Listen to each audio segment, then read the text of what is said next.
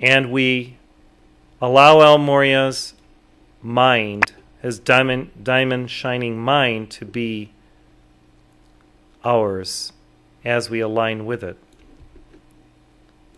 Our life becomes impeccably clear and focused on our mission, our dharma, and plan, and all that we are to accomplish, fulfill, and deliver to our world.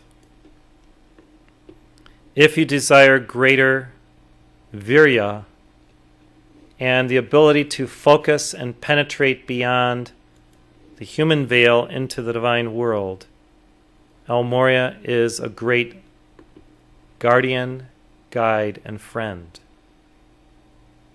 He is a benefactor, having been Abraham, the father of many nations, whose seed would be as numberless as the stars of the heavens and the sands of the seashore. He is so focused on the fulfillment of the purpose of our earth and of our own lives that he can magnify and multiply his energy field, his cosmic auric presence, anywhere, everywhere, called upon, as called upon by light bearers. El Morya is a true blue servant of the divine, a servitor par excellence.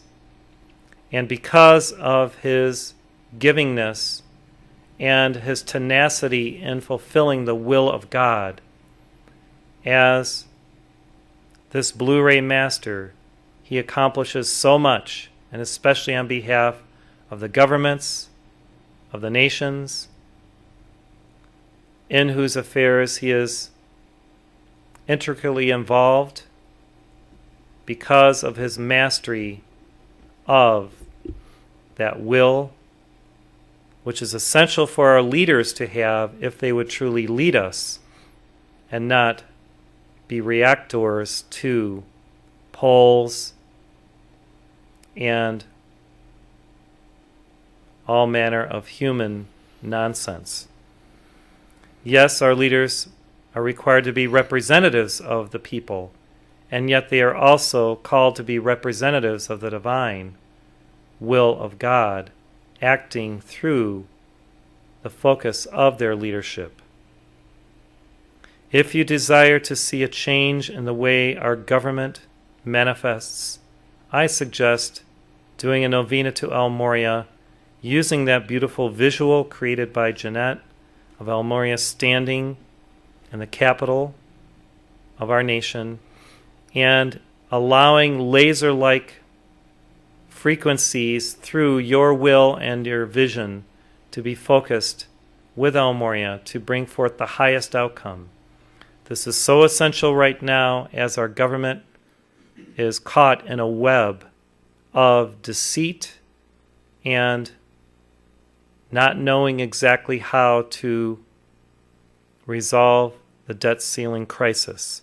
Beloved El Morya, we invoke your presence in our capital, in the House of Representatives, in the Senate, and in the White House and the executive branch, to focus the will of God with laser-like specificity and accuracy in order to ferret out the highest outcome, the best way to resolve the debt ceiling crisis. We accept the holy will of God in this situation now, and for our leaders to come into alignment with the highest purpose. One word from El Morya is that it is folly for us not to have in place the law of the land manifesting as a balanced budget every year. And we are called to task our leaders, even as we ourselves balance our own budget, the life energies flowing through us. And so if we expect our government to have a balanced budget, we start with ourselves. As we fulfill this divine mandate, then the government, God over men, can come into alignment. If we do not have our own balanced budget within our own affairs, then we are not taking the full responsibility as adepts, as initiates, to hold that field of perfect intention and presence so that the same dynamic occurs within our government. So it all comes back to roost in our own world, and therefore El Morya's message immediately this morning is to get our own affairs, our own house in order, our own budget in order, and know where we stand with our personal balance sheet, the assets, the liabilities, our net worth. If we, as a movement, do this, El Morya says, individually and collectively, then we can expect movement within our government. If we do not take accountability or responsibility for this in our own lives, then do not expect that our prayers will truly work at the level that we would desire them to. So, this is the law of correspondence